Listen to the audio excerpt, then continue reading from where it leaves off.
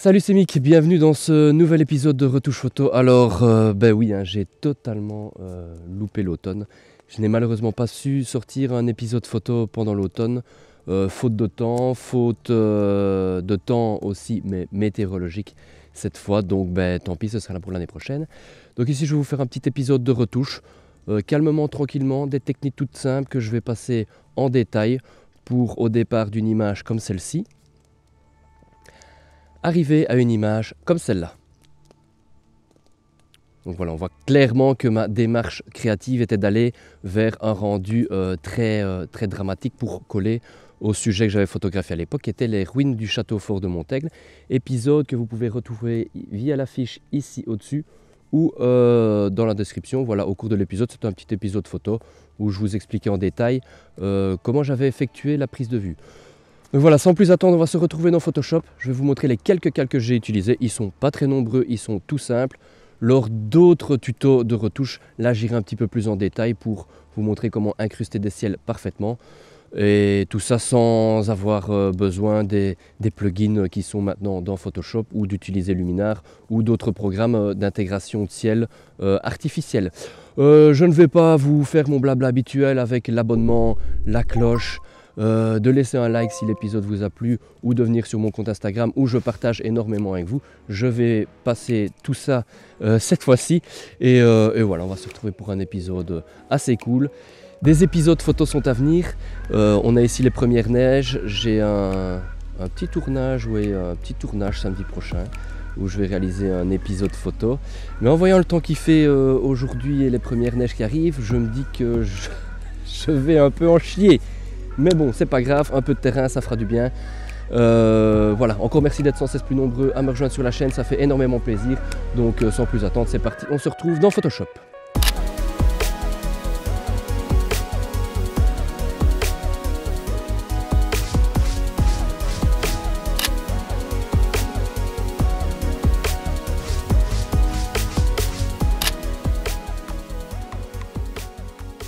Alors on se retrouve devant l'ordinateur, voici donc l'image finale. Donc vous voyez ici qu'il n'y a pas énormément de calques de réglages. Je vais les passer en revue avec vous et vous montrer les différents réglages que j'ai appliqués sur mon image de base pour obtenir ce résultat final. Voilà, la volonté était clairement d'obtenir un rendu assez dark mood avec des forts contrastes dans l'image, avec un rendu dramatique. Donc veuillez m'excuser si je parle du nez, je suis un petit peu enrhumé, c'est pas grave. Donc voilà l'image de base. Donc forcément sur le lieu de la prise de vue, les conditions climatiques étaient vraiment pas optimales, on n'avait aucun contraste dans l'image, on n'avait pas une belle lumière, le ciel n'était pas terrible. Néanmoins, voilà, ici la volonté était clairement d'aller dans quelque chose de dark pour correspondre avec le thème du château, des ruines du château fort de Montaigle. Voilà donc mon image de base, donc une exposition toute simple. Vous voyez qu'il y a des parties d'image ici qui sont un petit peu cramées. C'est pas grave car je vais vous montrer comment changer le ciel de votre image et tout ça sans utiliser de plugin ou d'autres programmes qui permettent de le faire automatiquement. Mon premier calque, donc tout simplement ce que j'ai fait, j'ai dupliqué mon image de base pour faire les premières petites retouches. Donc tout ce que je fais sur cette image là, vous voyez, c'est je vais supprimer voilà, tous les petits éléments qui viennent un petit peu perturber la vision de l'image et qui détournent un petit peu le regard des éléments principaux de mon image. Donc vous voyez ici, j'ai supprimé quelques éléments. La première étape que je fais, c'est je vérifie en bord de cadre qu'il n'y a pas d'éléments. Donc vous voyez ici, il y avait ceci qui me gênait un petit peu, la partie inférieure ici à droite, l'herbe qui dépassait, donc tout ça, je les ai supprimés pour qu'on ne soit pas attiré par ces éléments en bordure de cadre. Donc tout simplement ce que je fais, je vais vous montrer un exemple ici. Donc je duplique mon image, je pixelise le calque et j'utilise ici l'outil pièce. C'est un outil hyper puissant de Photoshop. On est souvent attiré, enfin la première chose qu'on fait souvent c'est d'utiliser l'outil correcteur ou autre. Moi je commence par l'outil pièce. Donc tout simplement vous faites une sélection. Il faut que votre calque soit pixelisé. Vous ne pouvez pas utiliser l'outil de pièce avec un calque qui est en objet dynamique, hein. Et vous le déplacez sur une zone que vous sélectionnez. Donc vous vous dites par exemple, oh ben, je vais aller sélectionner cette zone-là, et il va faire une moyenne, et vous voyez ici, il fait quelque chose de relativement correct. Il est parfois nécessaire de le refaire plusieurs fois et d'essayer de chercher d'autres points pour avoir quelque chose qui match. Ici on a quelque chose, voilà, qui s'intègre parfaitement. Donc j'ai pratiqué de la même manière pour supprimer tous les autres objets qui étaient en bordure de cadre et à l'intérieur de l'image qui détournaient mon attention du sujet principal. Si vous vous souvenez, lors de l'épisode, d'ailleurs vous pouvez le retrouver, je vous mets une petite fiche là en haut à droite pour retrouver l'épisode, j'avais fait plusieurs expositions. J'avais fait une exposition de base, qui est celle-ci, et quelques versions sous-exposées, notamment pour récupérer du détail dans le ciel et avoir une version un petit peu plus sombre de mon image. La voilà ici, je vais désactiver mon masque de fusion.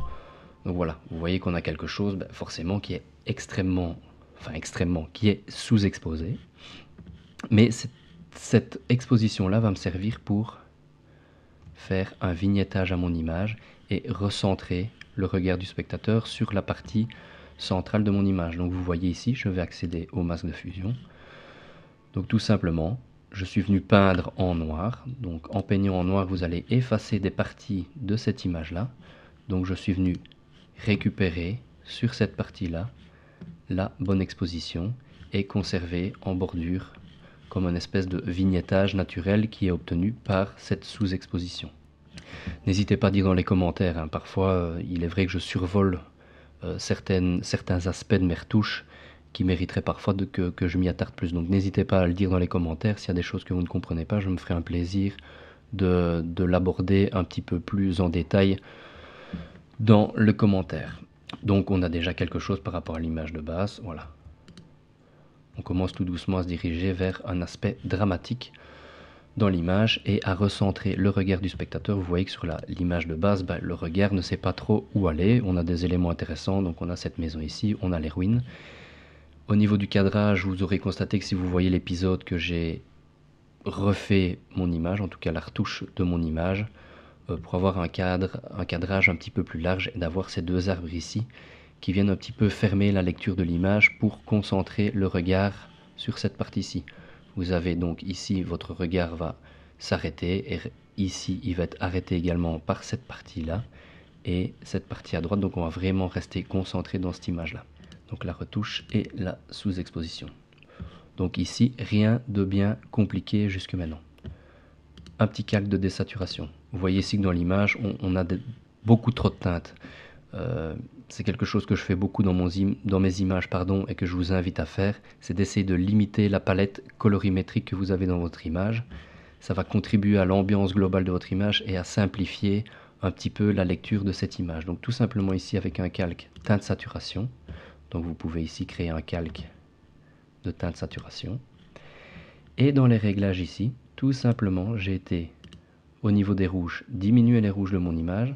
En fait, mon image, tout simplement, je vais presque arriver à quelque chose de bichrome. Je vais être dans des teintes un petit peu grises et bleutées et dans des teintes vertes, hein. Donc j'ai désaturé le rouge. Le jaune, je l'ai un petit peu poussé pour avoir quelque chose de plus saturé au niveau de tout ce qui est herbe et feuillage. Les verts, je les ai saturés un petit peu plus et j'ai modifié un petit peu la teinte. Vous pouvez aussi bouger le slider, donc vous allez voir que les verts, certains verts de l'image changent, hein. Voilà. Les cyans, je les ai diminués. Donc ça, c'est principalement pour tout ce qui est ciel et la réflexion du ciel ici. Le bleu, pareil. Et les magentas, je les ai désaturés également. Voilà, tout simplement au niveau du calque désaturation. J'en ai appliqué un deuxième. On voit ici qu'on est quand même dans des tons un petit peu bizarres au niveau des briques de la maison et du rouge des briques ici. Donc tout simplement, j'ai recréé un calque teinte saturation. J'ai désaturé le calque ici. Mais je suis venu peindre dans mon masque. Donc ici, vous voyez mon masque. Je suis venu peindre à l'endroit de la maison. Donc tout simplement, hein, vous vous mettez bien sur votre masque de fusion. vous prenez une broche et vous venez peindre à l'endroit où vous voulez que ce calque de réglage s'applique. Vous voyez, hop, et comme ça on obtient des teintes de la même valeur ici que les ruines. Donc on est déjà pas mal avancé. Vous voyez qu'en quelques calques tout simples, on a déjà changé, je vais pas dire drastiquement, mais on a déjà changé pas mal la scène et on obtient tout doucement le résultat vers lequel j'aimerais bien aller. Et maintenant, il ne reste plus, pour dramatiser un peu plus la scène, c'est de changer le ciel. Donc ici, moi tout simplement, et ça encore une chose que je vous convie à faire, c'est quand vous voyez un beau ciel, c'est de le photographier et de mettre ça dans vos banques d'images. C'est nettement plus, je vais dire, gratifiant d'utiliser des changements de ciel dans vos images en utilisant vos propres images. Alors je vais désactiver tout ça. Hop, voilà. Donc j'ai importé un ciel dans mon image. Jusque là, rien de bien compliqué. Je l'ai passé en mode produit. Alors l'avantage ici, comme il y avait un ciel qui était presque pas présent, de le faire en mode produit, il va bien s'intégrer dans l'image. Alors forcément ici, le ciel ne doit pas dépasser sur la partie du paysage. Donc tout simplement, sur le masque de fusion que voici, vous prenez l'outil dégradé et vous tirez, je vais le refaire ici, dans l'autre sens, hop, vous tirez un dégradé. Voilà, comme ça vous avez vraiment une belle progressivité dans votre intégration de ciel. Il ne faut pas oublier quelque chose, la réflexion ici. Donc on a une belle réflexion du château, partie intéressante de l'image. Il faut évidemment qu'il y ait une réflexion du ciel. Donc la voici intégrée. Alors ce que vous faites tout simplement pour faire une réflexion comme ça dans l'eau, vous dupliquez votre calque, donc vous faites pomme J ou alors vous le redéplacez là. Vous avez ceci. Vous faites pomme T, donc, ou alors via le menu ici, édition, transformation manuelle, voilà. Et vous faites simplement un clic droit et vous avez une symétrie verticale. Forcément, comme c'est une réflexion, vous devez obtenir une symétrie verticale pour avoir cette réflexion. Vous le repositionnez ici, correctement la réflexion par rapport à ce que vous obtenez, ce que vous avez ici, pardon. Donc ici, je vais prendre comme point de référence la partie très éclairée ici, qui tombe plus ou moins ici. Et à partir de là, vous avez votre réflexion dans l'eau. Vous allez voir ici, donc je vais vous afficher celle que j'ai faite. Je l'ai placée en mode de fusion lumière tamisée. Donc ça, vous avez ici différents modes de fusion. Donc si je les passe en revue, vous voyez, vous avez différentes interactions avec l'image qui se trouve en dessous. C'est ici la lumière tamisée qui se comporte le mieux. Et vous voyez qu'au niveau de mon masque de fusion, j'ai tout simplement repeint des endroits. Donc si je le retire, vous voyez, forcément ça ne s'intègre pas bien. Donc il y a le même dégradé et ensuite je suis revenu peindre à certains endroits parce que ça fonçait trop cette partie-là. Donc vous voyez ici, je suis venu retirer des parties de cette image. Les deux images ici, je les ai mis dans un groupe, ce qui me permet après, sur le calque du masque, de venir repeindre sur l'ensemble du groupe et pas devoir à chaque fois réintervenir sur les masques séparés. Et vous voyez ici, voilà, je suis revenu peindre calmement aux endroits où je voulais que le ciel disparaisse. Donc vous voyez ici, hop, voilà. Tout simplement, tout simplement. Ensuite, je me mets sur ma dernière image ici. Vous faites Pomme Alt Shift E. Ça va vous recréer une image en mixant tous les calques ensemble. Et cette image que voici ici, je la passe. Donc vous faites un clic droit et vous avez accès. Je vais revenir comme j'étais avant. Voilà. Vous faites un clic droit et vous faites convertir en objet dynamique. Donc en gros, j'obtiens l'image qui est ici. C'était juste pour vous montrer la manipulation pour mixer tous les calques ensemble. Donc voilà mon image finale. Si je clique ici, comme je l'ai passé en objet dynamique, je peux retrouver les réglages que j'ai appliqués, donc les réglages finaux que j'ai appliqués à mon image. Donc tout simplement, une fois que j'ai eu mon image finale, j'ai été dans Filtre, Filtre Caméra Raw, et là je vais vous montrer comment j'ai obtenu ce résultat final. Donc je double-clique, je vais réaccéder à tous les paramètres que j'ai appliqués dans Camera Raw pour obtenir ce résultat. Donc vous voyez ici qu'au niveau des réglages de base, j'ai recontrasté un petit peu l'image, j'ai augmenté les tons clairs pour rééclaircir cette partie ici. Vous voyez, diminuer les tons foncés et un petit peu aussi recontraster ici en augmentant les blancs, diminuant les noirs, en augmentant un petit peu la vibrance.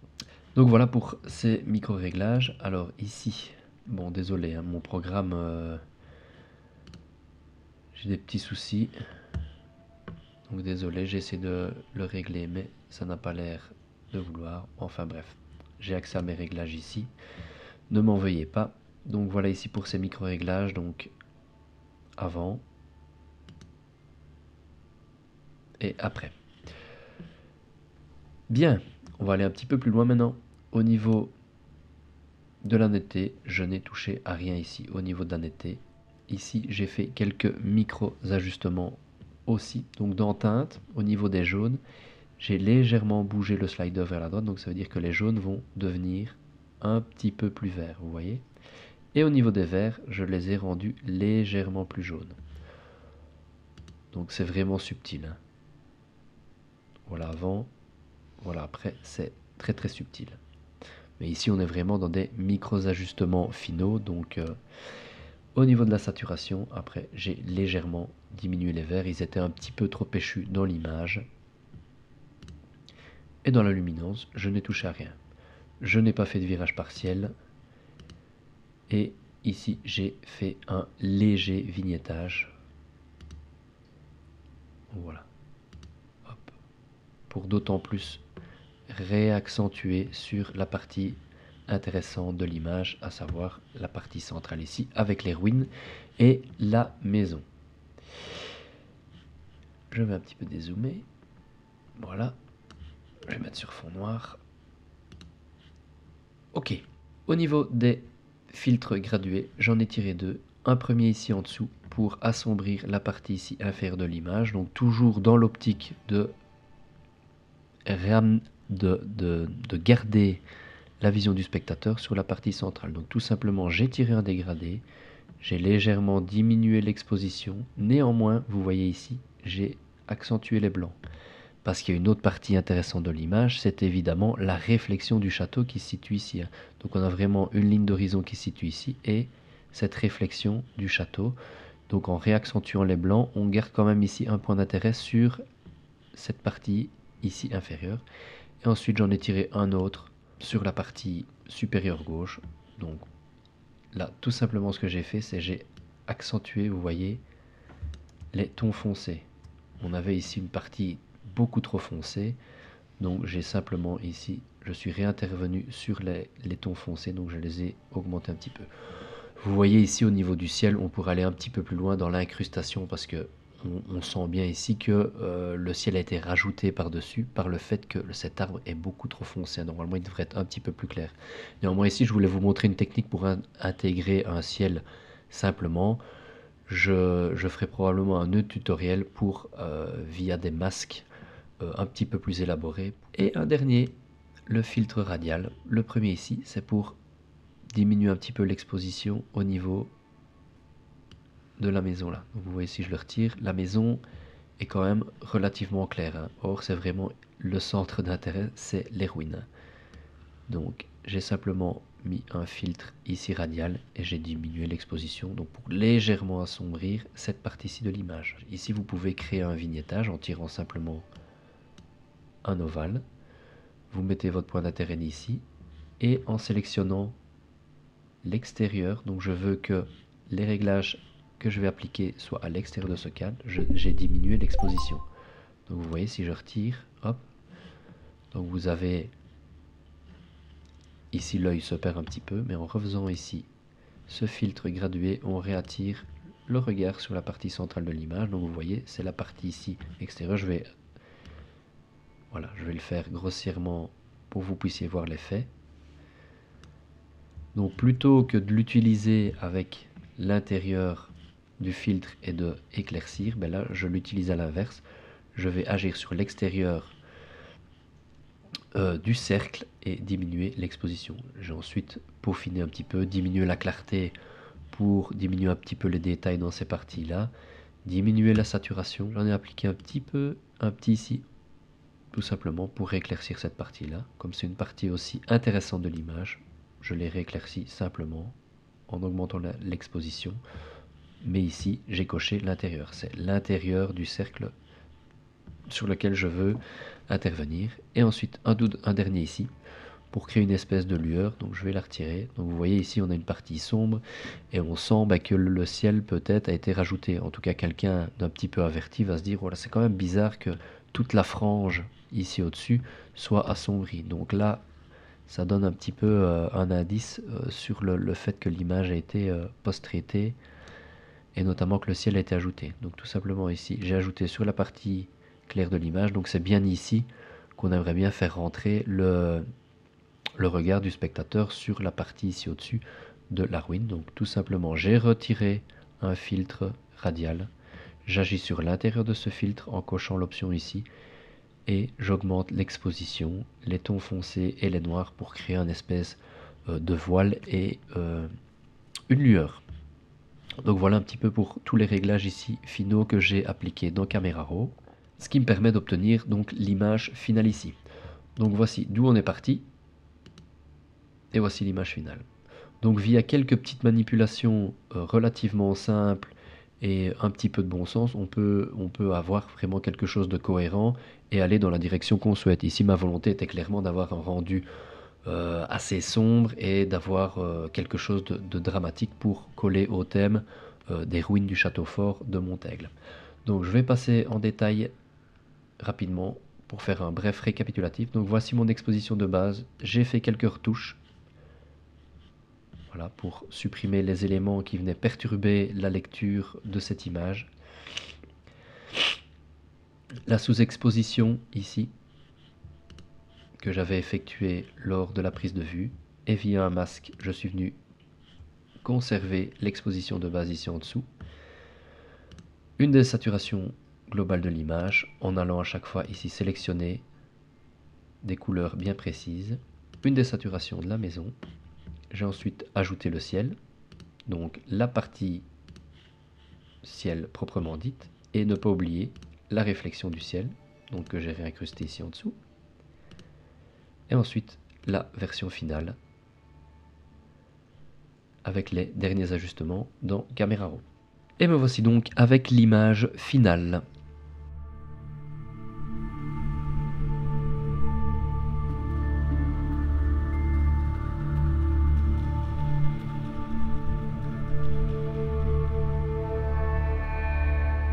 Voilà, cet épisode est maintenant terminé. Merci de l'avoir suivi. J'espère que j'étais clair dans mes explications. C'est vrai que parfois j'ai des retours comme quoi je survole un petit peu certaines techniques. Donc n'hésitez pas à le dire dans les commentaires s'il y a des choses qui ne sont pas claires. Je me ferai un plaisir d'étoffer un petit peu mes explications. Donc il ne faut surtout pas hésiter, l'espace commentaire est fait pour ça. Voilà, cette fois-ci je vais parler du petit blabla habituel. Je vous rappelle que vous pouvez vous abonner à la chaîne et activer la cloche pour être notifié dès qu'un nouvel épisode est disponible. Si tout se passe bien, j'espère que les épisodes qui sont prévus vont se réaliser parce qu'ils vont vraiment être cool et un petit peu sortir de ce que j'ai fait jusqu'à maintenant, depuis le début de la chaîne. Donc vraiment, n'hésitez pas à vous abonner et activer la cloche. Ça coûte rien. Moi, ça me fait énormément plaisir. C'est vraiment le seul soutien que vous pouvez me faire pour le moment. Et si la vidéo vous a plu, un petit like. Je vous invite évidemment à voir les autres vidéos que j'ai faites, que ce soit photo et retouche photo, pour un petit peu avoir une idée de ce que je fais et me faire vos commentaires pour que je progresse un petit peu dans ma manière, je vais dire, pédagogique de retransmettre ce que moi-même j'ai appris par le passé. Je crois que j'ai tout dit. N'hésitez pas à me rejoindre sur mon compte Instagram. Voilà, c'est là que je partage, comme je le dis à chaque fois, le plus avec vous. Je peux voir votre travail et parfois c'est hyper intéressant parce que vous êtes dans des créneaux qui ne sont pas forcément les miens et ça me donne des idées pour un petit peu explorer d'autres créneaux photographiques, donc c'est vraiment chouette. Et n'hésitez pas parfois aussi à me poser sur Instagram certaines questions. J'ai notamment, il se reconnaîtra, Damien qui dernièrement voulait avoir un rendu au niveau des photos qu'il faisait de son chien bien particulier. Je me suis fait un plaisir de lui montrer ce que moi je connaissais de cette technique et donc voilà, c'est du partage. Et c'est comme ça qu'on évolue tous ensemble d'une bien belle manière à mon sens. Voilà, je suis dans une petite forêt que je parcours tous les matins. Il y a un chemin là, enfin une route. D'ailleurs parfois je vous la mets en story. Avec les premières neiges, ça commence à être vraiment sensationnel. Ici, ouais, on a la neige sur les sapins, etc. Ça me donne évidemment plein d'idées pour faire des épisodes photos en hiver. Pour moi, c'est ma période préférée. Beaucoup aiment bien l'été, les chaleurs. Moi, ce que je préfère, c'est l'hiver. Donc voilà, je m'arrête de blablater. On se retrouve bientôt. En attendant, observez, émerveillez-vous et immortalisez.